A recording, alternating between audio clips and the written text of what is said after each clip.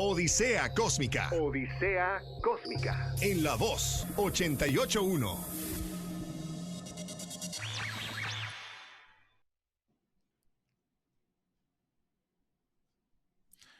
Muy buenas noches, bienvenidos a su programa Odisea Cósmica en La Voz del Pitico 88.1 FM. Me da mucho gusto saludarle. Pues en esta ocasión, por las mismas razones anteriores, no está todavía la maestra, la doctora María Elena Sayas, pero esperamos que a la próxima sí estemos otra vez como equipo.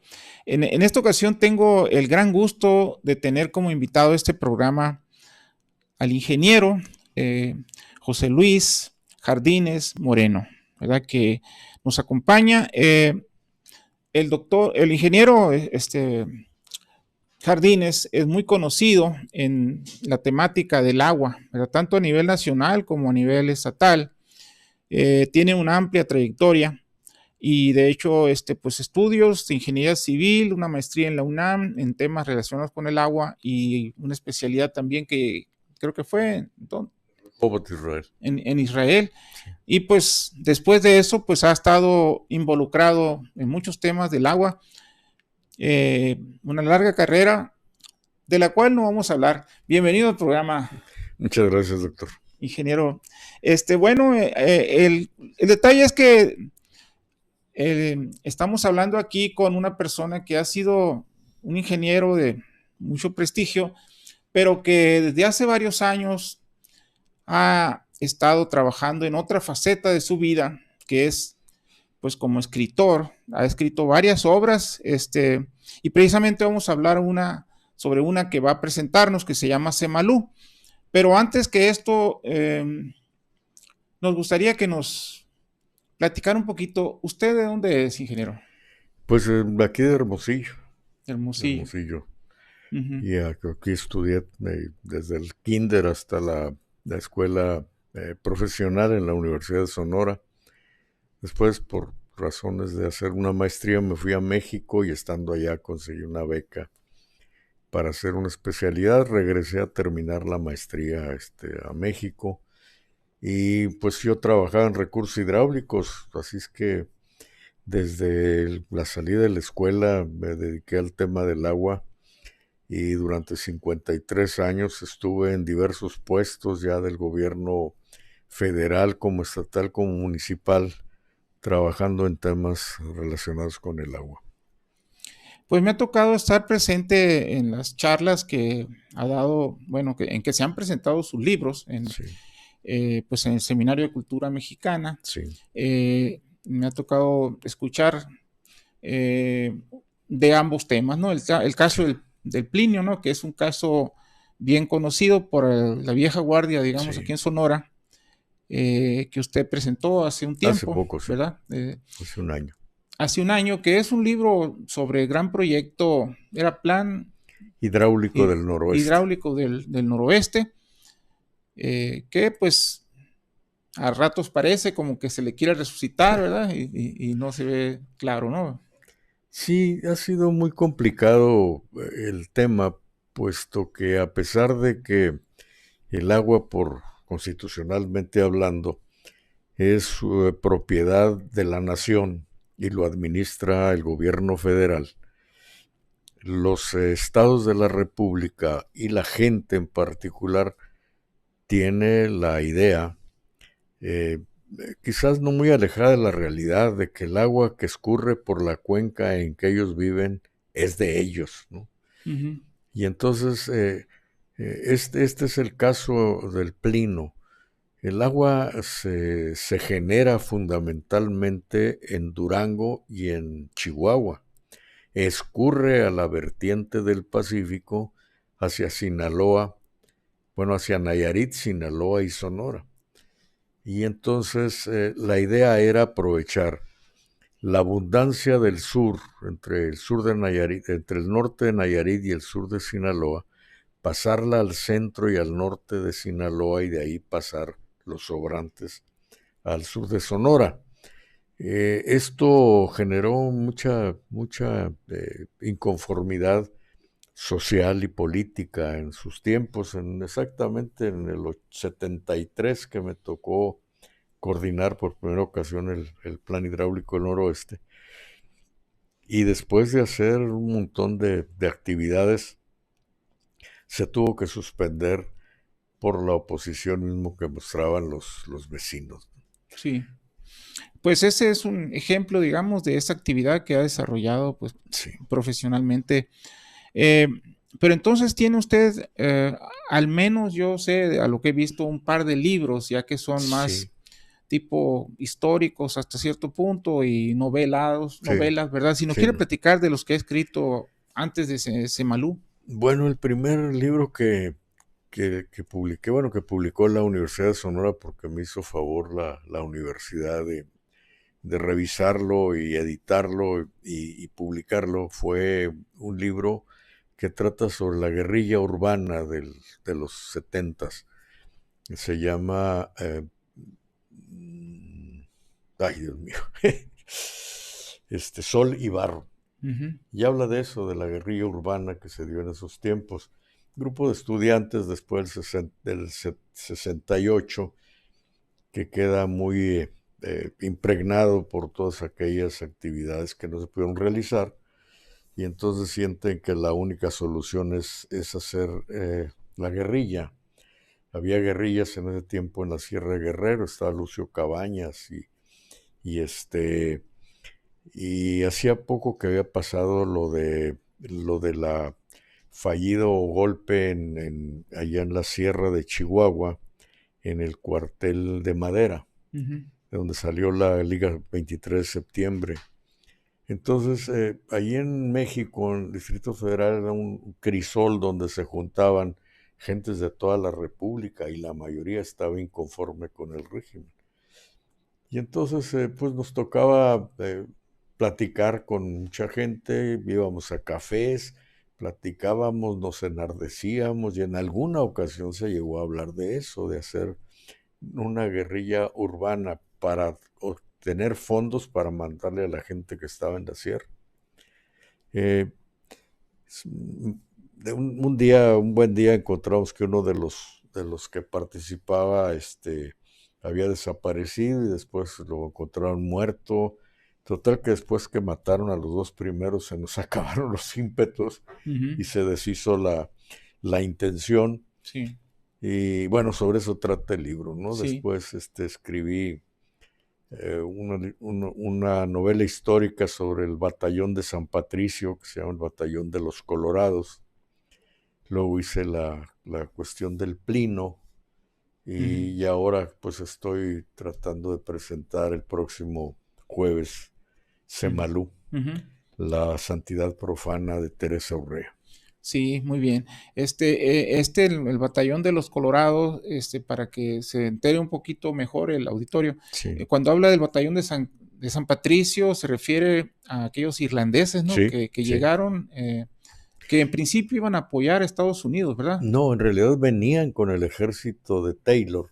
Mm. Cuando Polk le ordena a Taylor que se desplace a Matamoros, prácticamente frente a Matamoros, en la otra margen del río, que era territorio mexicano, porque la frontera estaba entonces en el río de las Nueces.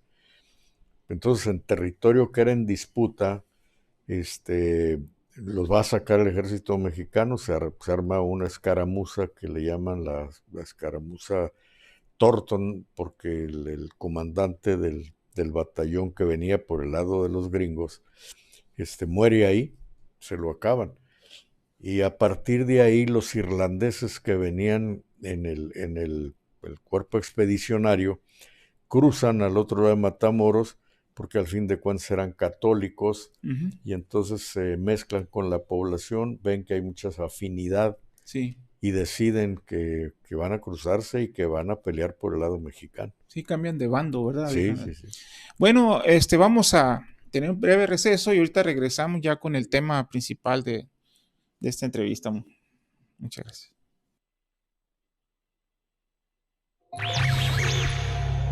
Odisea Cósmica. Odisea Cósmica. En La Voz 88.1.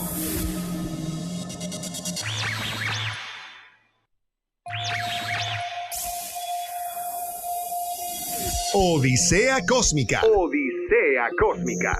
En La Voz 88.1. 88.1. Pues bien, estamos charlando aquí con el ingeniero Jardines, ¿verdad? Que nos ha estado hablando acerca de su obra, tanto en el punto de vista de un técnico muy especializado en temas relacionados con el agua, y después su interés en la parte literaria, ¿no? Ha escrito varios libros, pero el tema principal que nos va a hablar hoy es acerca de este libro que se va a presentar apenas, este jueves, que se llama Semalú. ¿De dónde viene el nombre Semalú, ingeniero? En el dialecto mayo, colibrí se dice Semalú Lucut. Y la niña, que era entonces Teresa Urrea, es adoptada porque la madre la abandona con una tía, la tía la utiliza de criada. Todo eso es historia, pues, ¿no?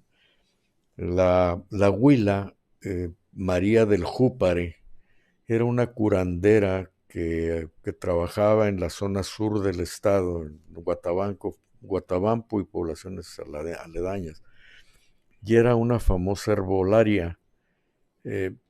Ella se da cuenta y además ve que la niña tiene una marca. Yo digo que se la encuentra en la nuca, otras historias dicen que la encuentra en la frente, pero en fin. La huila le encuentra esa marca y dice que esa niña es una mujer predestinada. Y efectivamente, a medida que va creciendo, se va dando cuenta de que posee aptitudes extrasensoriales.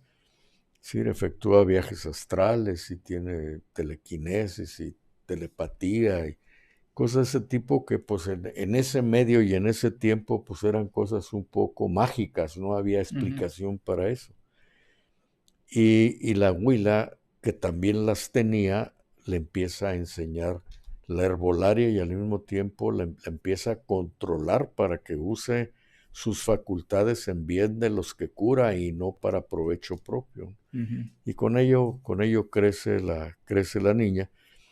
Y alguna ocasión le pregunta a la huila, ¿tú conociste a mi mamá verdadera? Y le dice, sí, pues yo te traje al mundo, y lo curioso que fue, también traje al mundo a tu mamá.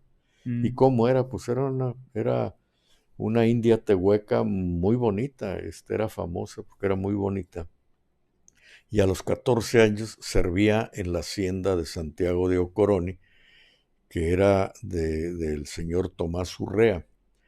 Él, con esas facultades que se tomaban entonces los hacendados, casi señores feudales, con el derecho de pernada, pues mandaba a sus esbirros a que le trajeran a las jóvenes, y se trae a la niña esta, que 14 años la viola, pues, y pues la deja embarazada, no se entera que está embarazada, y la otra, como puede, da luz, la atiende la huila, la ve llegar al mundo, y fue cuando descubre que está marcada la niña. Bueno, entonces ella le dice, ¿cómo se llamaba? Pues le decían la Chuparrosa. ¿Y por qué no me pusieron a mí la Chuparrosa? Porque tú te llamas María Gracia Nona Rebeca Chávez. Pues se la pide tu mamá. ¿Y por qué no tengo el apellido de mi papá? Bueno, en fin, empieza a hacerle preguntas. Y entonces le dice, yo quiero llamarme Chuparrosa. No, es que no puedes llamarte así, ya te llamas de una manera. No, pero yo no quiero llamarme. Bueno, total, que le dice, te vamos a poner colibrí, pero en mayo, y te vas a llamar Semalú Lucut. Pero como está muy largo, te vamos a decir Semalú. Y la niña, pues decía, perfecto, qué bueno, entonces Semalú. De ahí sale la historia. ¿Todo esto sucede en la región del Mayo, o específicamente, más o menos, dónde quedaría? Ya cuando sucede esto, bueno, en ese tiempo vivían en Santiago de Ocoroni, que es pues uno de los afluentes del río Fuerte, del río Sinaloa. Y y por la oposición del padre de Tomás Urrea al régimen de Porfirio Díaz, le hacen la vida de cuadritos hasta que lo corren del estado. Lo curioso es que no se va él nada más, sino que se lleva prácticamente a la hacienda. Entonces es una caravana que migra de Sinaloa a Sonora, en donde era tierra inhóspita y un poco, ¿cómo le diré? Era una tierra a la que no querían entrar la gente de ahí, porque decían, había muchos asaltos y había fantasmas y nahuales, y había muchas leyendas en torno a eso. El cuento es que viene la caravana, cruzan el río Fuerte y llegan a establecerse a Santiago de Coroni, que era un rancho propiedad de Tomás Urrea también, y ahí levanta la hacienda de Cabora. Actualmente, si se asoman a Cabora, van a encontrar los restos, son cimientos que hay, ya no hay otra cosa, y lo que sí está es el cementerio que había ahí, ¿no? No está enterrada ahí la Santa de Cabora, está enterrada en Arizona, en Clifton, que fue la última parte donde vivió, porque la destierra Porfirio Díaz. Y Cabora, actualmente, ¿qué poblado, ciudad más conocida, digamos, está cerca de Cabora? Si viajan por la carretera internacional de Obregón a Navojoa, encuentran a Fundición. Está hecho Chihuahua más o menos. Sí, ajá. Entonces, hacia el oriente está, uy, me olvidó el nombre, Quiriego. Quiriegos. Entre Fundición y el Quiriego está el poblado De Cabora. de Cabora. Ajá. Y ahí, pues fui un par de veces. La gente ya pues es poca la que conoce a la Santa de Cabora.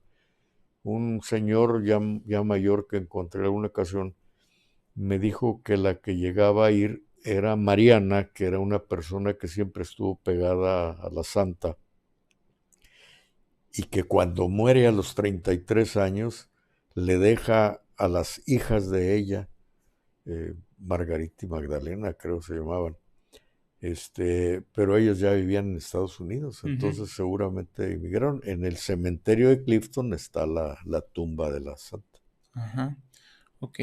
Entonces, digamos que sus acciones de niña primero, ya hacía curaciones y cosas de esas estando todavía muy chiquita, ¿o cómo? Sí, alguna que no encontré la noticia exacta de cómo se genera, y yo la puse que todavía era pequeña, jugaba con dos amigos, van a las pitayas en el cerro que está atrás de Cabora, y se caen y uno se arrastra al otro y el otro a la una, y entonces van dando tumbos y total que se raspan. Y entonces uno de ellos está muy asustado viendo la sangre, y entonces ella le limpia con la mano y luego se pasa por la lengua los dedos y le vuelve a tallar, y en ese momento ven que se empieza a formar la costra. Y esa brujería, le dicen, no, pues no sé, a ver, le dice otro de ellos, arréglame a mí, ponme saliva. No, pues no, nada. A ver, ponle tierra. Pues ya la tierra mezclada con la saliva, con eso curaba ella. Y a medida que va creciendo ella sufría ataques epilépticos. Entonces tiene varios episodios de epilepsia. Hay un personaje ahí que también entra aquí en juego, como otro de los pigmaliones, digo yo, de Teresa. Es Lauro Aguirre, que era un ingeniero militar, egresado del Colegio Militar de México, que viajó a varias partes de México, estuvo en la frontera sur y después se vino a Sonora, y llega ahí con el hermano de Tomás Urrea, que era el pater familias ahí de los Urrea. Porque le ayuda a irse a México a estudiar. y le va a pagar su deuda, y entonces ahí instala muchas modernidades en las haciendas del tío y de Tomás Urrea. Y él toma a la niña a su cargo y le enseña a leer. A través de una maestra que viajaba con ellos, le enseñan a leer. O sea que empieza a ser curiosa, a leer, y él le empieza a inducir en las ideas revolucionarias en contra del régimen. La niña no hay una clara situación de por qué. No era una persona ni muy religiosa, es decir, no era muy apegada a la iglesia, creía en Dios, pero tenía una mezcla de Dios y líos. Líos es Dios para los mayos. Y también tiene una cruz, pero una cruz chaparra, es curioso. Sí. Entonces hay diálogos ahí donde le pregunta a la huila por qué diferencias, ¿no? Son lo mismo, es Dios visto de otra manera, ¿y por qué? Pues porque ellos son uno y nosotros somos otros, nosotros somos morenos, ellos son blancos. Blancos así como yo, porque ella tenía el pelo medio claro y los ojos también medio borrados. Y entonces de niña la menospreciaban mucho porque era diferente, pues la tía la tenía como criada. Y ella se da cuenta de que una de las cosas que le hacían era ser diferente en su color. Y entonces se metía a los chiqueros y se embarraba de lodo la cara para que no vieran que era blanca. Pues, sí. Entonces todo eso está narrado en el libro. Sí. Después del ataque de catalepsia que sufre a los 13 a 14 años, hay mucha diferencia en las distintas fuentes, unas que a los 16, otros que a los 13, total que tuve que elegir una. Dura 15 días, también en eso hay quien dice que duró 6 meses, pues no era posible, ¿no? Pero pues 15 días ya es poco creíble. Dura en el ataque cataléptico, ya la tienen en un ataúd, y despierta de repente y todo el viejerío corre, pues Milagro. resucitó, Sí. Y de ahí le atribuyen poderes curativos más de los que tenía, y dicen que es santa porque revivió. Entonces no hay ninguna intervención de la iglesia para decir que era santa. La nombra el pueblo mayo y el pueblo yaqui la nombran santa, ¿no? Okay. Y hay aquí en la novela relatados el conflicto que ella tenía con esas situaciones. Sí, y ella no hace por acercarse tampoco a la iglesia, digamos. No, la única vez que se acerca muy de niña es cuando el padre de ahí, de Santiago de Ocoroni, está hablando de Santa Teresa de Jesús. Y en el sermón ahí explica que Santa Teresa era una persona muy caritativa, muy noble, que ayudaba a mucha gente y que volaba. Que volaba y que siempre estaba perfumada y que curaba enfermos y demás. Entonces la niña dice, yo quiero ser como Santa Teresa, quiero llamarme Teresa. Y entonces la bautizan como Teresa, porque en realidad el bautizo era, desde que nació, y era María Nona Gracia Rebeca. Sí.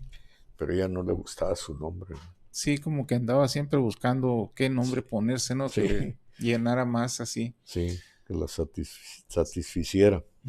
Sí. Y el caso es que eventualmente emigra de ahí, ¿verdad? O sea, no dura en Cabora, no sé cuántos años duraría en Cabora. Como a los 19 años hay un ataque de los indios mayos, que normalmente era una etnia más pacífica que la yaqui. Hay un ataque a San Ignacio Coahuirimpo y a Navojoa, y roban armas y algo de dinero y matan al presidente municipal. Y entonces el ejército que los persigue dice que los cabecillas de la revuelta eran peones de la hacienda de Cabora.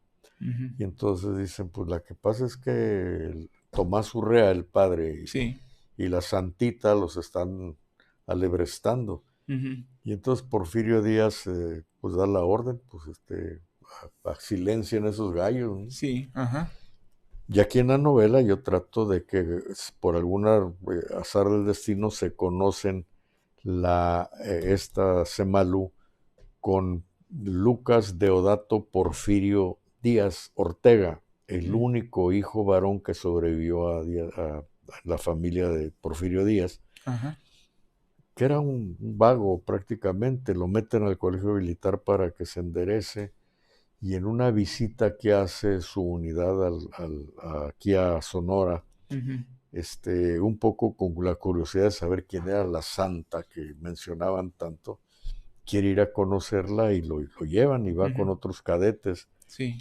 Y entonces la defiende de un ataque de un lunático ahí y sale herido. Y entonces ella creen que le va a dar otro ataque de catalepsia porque se queda toqueada. Y no, despierta, pero el Lucas que sale herido se lo llevan y se va a México pensando él que ella había muerto. Cuando se entera que está viva, se entera de que está sentenciada, pues de que van por ella. Y entonces él se da maña para ir al telégrafo y le habla al general Vandala, que era el jefe de las Fuerzas Armadas en el estado. Y le dice, tengo la instrucción de pasarle la orden del presidente de que se conmuta la pena de muerte por la destierro. Informe de cumplir las instrucciones del presidente. Okay. Y después se va a ver a Porfirio Díaz y le dice, padre, pues hice esto. Pues aquel se encrespa, le dice que está pasando sobre su nivel. O sea, ella fue a ver hasta México, a Porfirio Díaz. Él vivía en México. Él había venido acá en una viaje. El hijo, ¿verdad? El hijo de él. Entonces se va a ver al hijo a México o algo así. No, el hijo está en México y se entera de que la santa está viva. Sí, ok. Pero que la van a justiciar. Ah, sí. Y entonces logra que conmute la sentencia a Porfirio Díaz. Sí. Y entonces Porfirio Díaz dice, vaya, pues le están saliendo plumas a este gallo, se me va a lograr. Porque él le dice, padre, piensa en una cosa, si la mata, la va a hacer mártir. Y lo que menos le conviene es tener mártires ahorita. Y entonces acá Porfirio dice, caray, pues sí, no lo había pensado, ¿no? Porque era el mejor indio es el indio muerto, ¿no? Primero mata y luego averigua. Sí. Y entonces tiene que emigrar, pues si la sacan del estado y se va a Arizona. Y pues supongo que él lo hace por salvarla, ¿no? Porque de alguna manera haber habido cierta amistad o algo así, ¿no? Entre el hijo de Porfirio Díaz y la santa. Aquí de la novela, según esto, pues hay una especie de enamoramiento de él que ella nunca tiene, pues, pero él incluso le escribe cuando ya sabe que está fuera de peligro, le escribe y le dice que quiere hacer amistad con ella y le dice, pues, en estas circunstancias no podemos, si tu padre se entera, pues no es factible que esto prosiga. Sí. Y curiosamente, en octubre de 1873, nace esta Teresa, también nace Lucas Porfirio Deodato. Ella nace el día 15, él nace el 18, y nace también Francisco Ignacio Madero el 30 de octubre en Parras, Coahuila. Okay. Entonces interesante, también tiene ligas con Madero, ¿no? Y ella en una carta le dice, con bondad no vas a llegar. En fin. Muy interesante la charla que estamos teniendo. Vamos a regresar en un momento.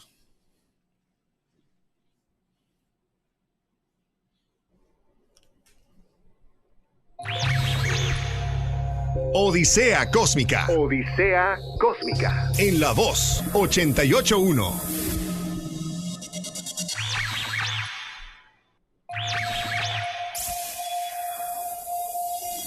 Odisea Cósmica. Odisea Cósmica.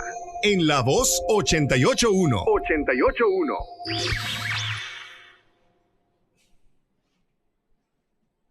Pues vamos vamos a continuar con esta conversación tan interesante que nos está platicando aquí el ingeniero Jardines de su novela próxima a presentarse, que se llama Semalú, y que pues de alguna manera conocemos más en términos de lo que es la Santa de Cabora, ¿verdad? Y ahorita ya nos platicaba el ingeniero acerca de esa coincidencia que tuvo con el hijo de Porfirio Díaz, que estuvo aquí en Sonora, y ahora nos estaba justamente platicando de que también con Francisco Indalecio Madero, ¿cómo es que hay algún encuentro o cómo? No, Coincidencia de Lauro fechas, Aguirre, ¿no? Sí. Lauro Aguirre, que era ya para entonces un periodista que ejercía en El Paso, la quería convencer de que ella debía liderear la revolución en el noroeste de México. Y él le escribe a Porfirio Díaz, esto es invento mío, no Sí, encontré sí. ningún texto que lo dijera. Pero yo pongo en manos de Lauro Aguirre, que le escribe a Porfirio Chico, que está entonces estudiando en París, y le dice, oiga, pues aquí hay una persona así, ya sabe, yo creo que si tenemos igualdad de pensamientos, usted piensa en la revolución, en un cambio de sistema, y yo creo que necesita tener gente que arrastre multitudes, en fin. Y le dice, quiero pedirle que reciba a esta Teresa Urrea. Y por él le dice, pues cuando guste, ¿no? Pero él está en París. Uh-huh. Entonces, cuando se lo dice a Teresa, dice, pero tío, pues estás marihuano, pues ¿cómo voy a ir yo si yo no sé nada de eso, de las guerras? No, tú simplemente vas a platicar con él, lo vas a conocer. Y yo creo que se van a entender. Entonces él dice, pues solamente a través de un viaje astral. Y entonces, pues, Madero tenía una sensibilidad especial por ser ¿cómo se llama? Espiritista, ¿no? Espírita. Sí. Y él quería ser médium, incluso él asiste a sesiones y lee todos los libros de Allan Kardec, que era el padre del espiritismo en esa época, en boga por todo el mundo. Y va a reuniones y atiende ahí el llamado de los espíritus. Él afirma que tiene pláticas con el general Escobedo, ya muerto, y con un hermano de él, Raúl, que lo iba guiando. Y de repente un día está en su casa y de repente siente una vez, dice, ¿eres tú, Raúl? Le dice, ¿traes noticias de casa? Y entonces ella le dice, no me va a poder ver, soy fulana de tal, mi tío le dijo, pero ¿cómo es posible esto? ¿No? En fin, platican un poco y le dice, no puedo estar mucho tiempo porque tengo poca energía y tengo que regresar. Y bueno, de ahí se hacen contacto y después se escriben.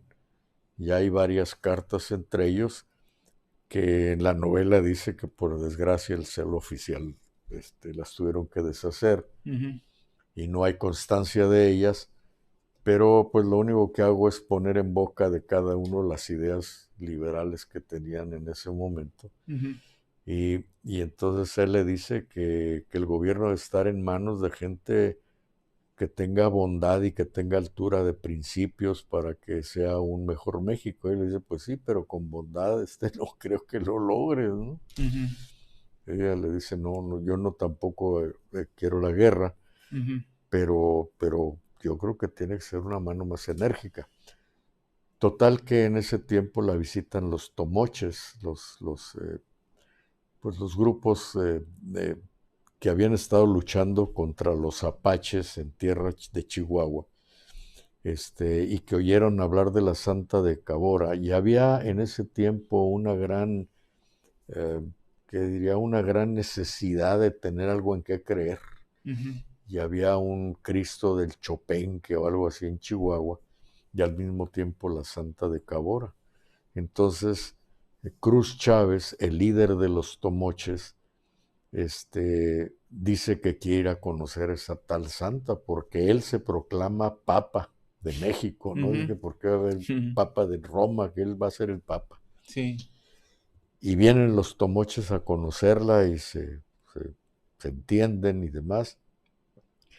Y regresan con la idea de que tienen que defender su tierra y ella le dicen, no disparen, pero tengan la idea precisa de que ustedes son iguales que los otros y que no hay nadie de color que sea que tiene por qué apoderarse de sus tierras y defiéndanla. Uh-huh. Y pues la defienden, que un grupo de 120, 130 campesinos, que la única ventaja que tenían es que tenían las tácticas miméticas de los apaches para esconderse, Sí. corrían y tenían resistencia a los tarahumaras y eran tan crueles como los yaquis. Entonces ahí pinto yo que eran gentes que se metían entre las peñas, brincaban y en el aire mataban a los de insignias, y una vez muertos los de insignias, pues los demás corrían. Esa era una táctica que tenían.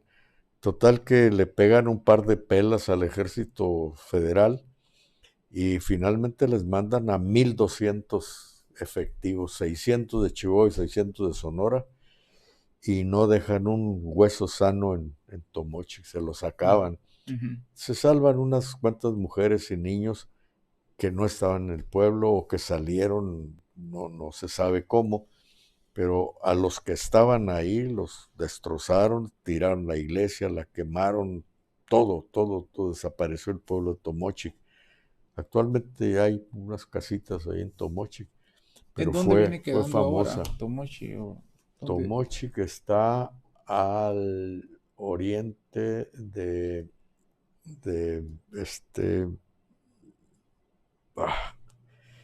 donde está la cascada es Yepachic, por ahí en medio de la sierra. Y ellos habían liderado pues la lucha contra los apaches. No es el Wasasiashi, ¿no? No. Es otra cascada. No, es otra. Okay. Otra. El cuento es que también eso pues hace que corra los rumores de quién es la santa, ¿no? Y entonces la iban a ver de Arizona, de Nuevo México, hasta incluso de Texas, de Sinaloa, de Sonora. Iba gente venía a curarse, pues, curaba con las puras manos y con ese lodo que hacía con la saliva, ¿no? Quién sabe cuánto habría de cuestión de hipnosis colectiva y demás, porque pongo ahí que hay unas discusiones con un prelado de la Iglesia Católica, pues, porque decía que la Iglesia abusaba de ellos. Decía, ¿cómo le dice a la gente que hay que aceptar la derrota y bajar la cabeza cuando los están humillando, ¿no? Eso no es hacerles un bien, eso es enseñarlos a ser serviles. Entonces le decían, no, la iglesia no sirve para nada, el único que puede es Dios, ni el gobierno ni la iglesia, solo la ley de Dios manda.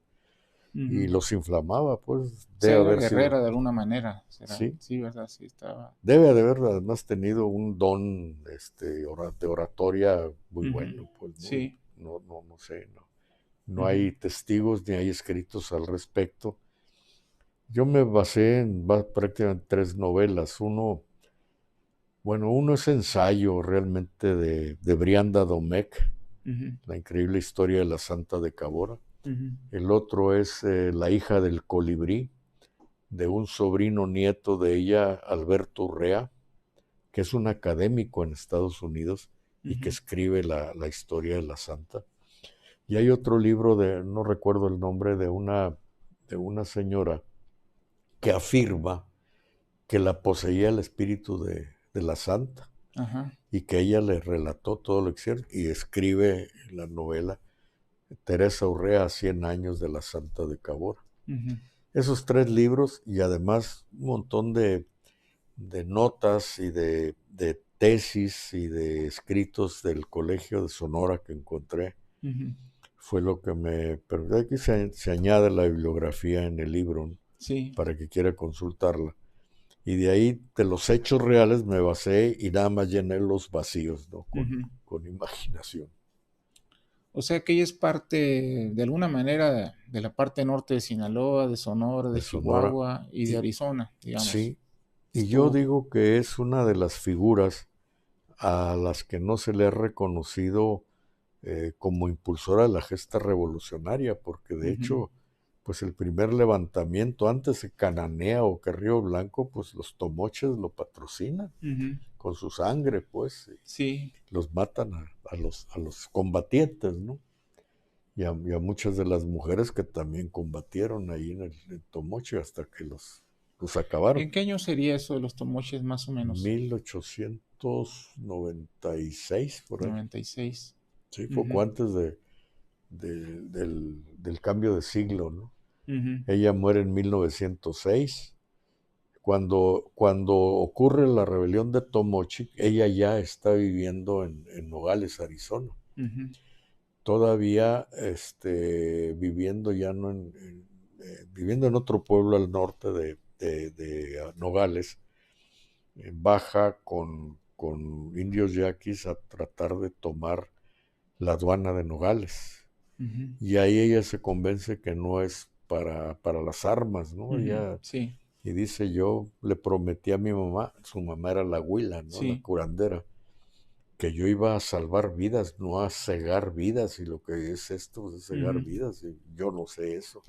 Sí. Y entonces decide con el padre, con Tomás, retirarse de los hechos armados, y ya se dedican a un rancho que empiezan a formar y demás. Luego la entrevista a una compañía farmacéutica de Estados Unidos y le propone una gira por Estados Unidos para promover ciertos fármacos de ellos y para que dé muestras de sus habilidades curativas. Sí.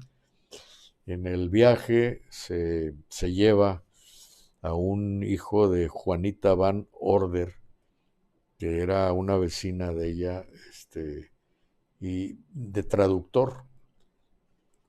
Y en el camino, pues, se enamoran, se juntan y finalmente se casan.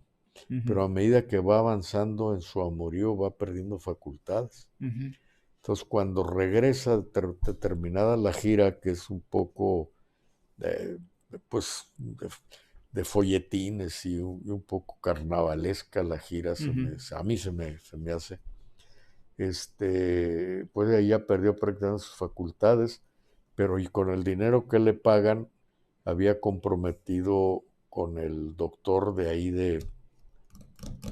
de Clifton a hacer un dispensario, un hospital. Sí.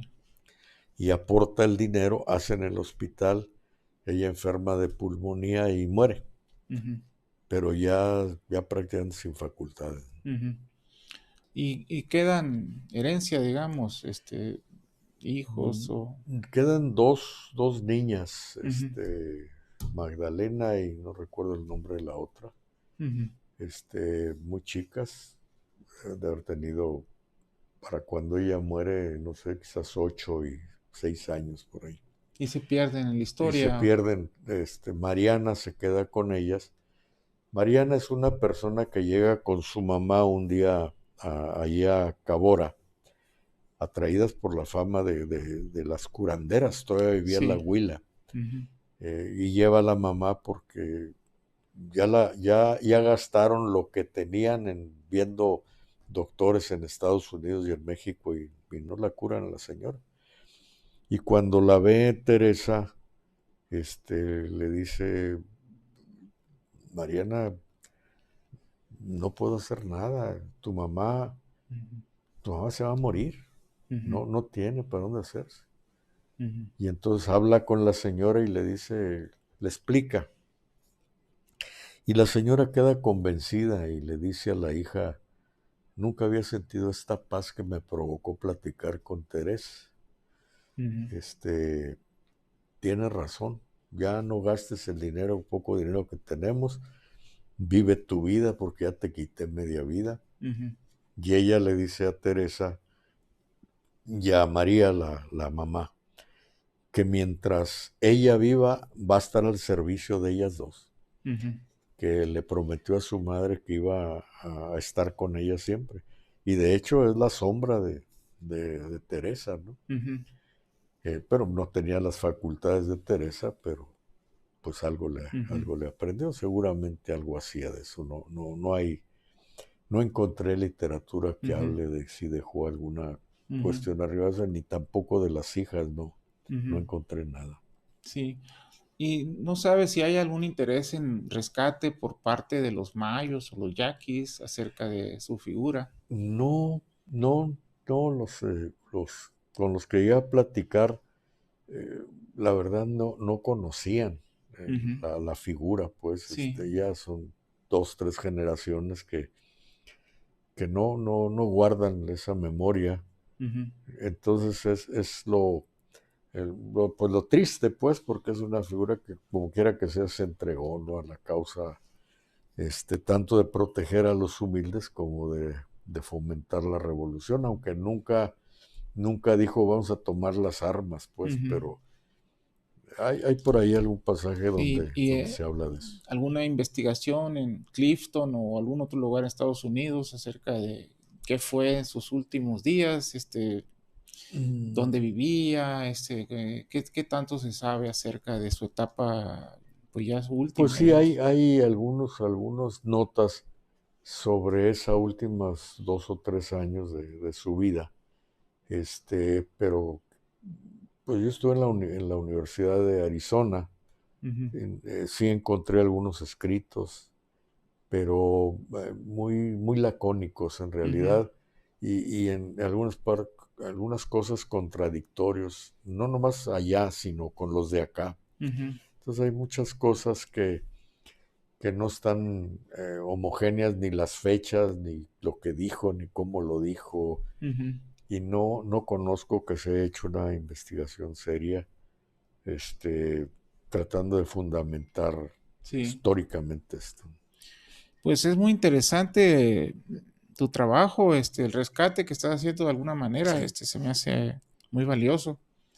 Sí es una figura conocida, digamos, sí. Pero realmente quizá no con la amplitud de que tú la tratas, con diferentes ángulos, y estos, de alguna manera, la coincidencia con Madero y con el hijo de Díaz, en cuanto a edades y posibles conexiones que hubo, es muy interesante.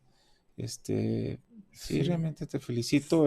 Muchas gracias. Espero que tengas una muy buena respuesta a tu libro. Pues esperamos. Están todos, si me permites. Sí, seguro, adelante. Están todos, el auditorio invitado, el jueves 30 en el auditorio de la Sociedad Sonorense de Historia.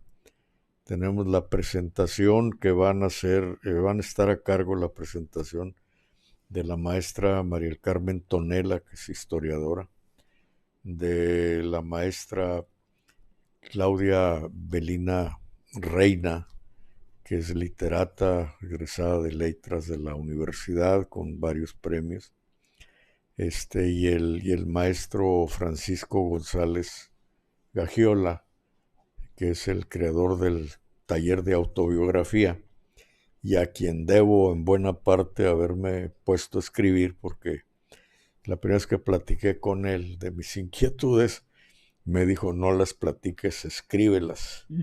Y es como una divisa que hay con el maestro. Y bueno, él también va a comentar el libro. Sí, estoy seguro que va a salir muy bien. Espero verte por ahí, estar atendiendo a tu presentación. Sí, y un saludo pues a la doctora Tonela, bueno, todos ellos, a Pancho González, etcétera, ¿no? Sí. Pues estoy seguro que va a salir todo muy bien. Muchas gracias. Y pues muchísimas gracias por estar en este programa. Es un placer platicar contigo. Gracias. Ojalá que tengas oportunidad para hablarnos más de estos temas tan interesantes. Muchas gracias. Con mucho gusto. Ingeniero. Muchas gracias, doctor. Y al auditorio, pues seguimos y agradeciéndole por esta gran oportunidad que nos brindan de escucharnos, seguirnos en este programa de Odisea Cósmica. Muchas gracias.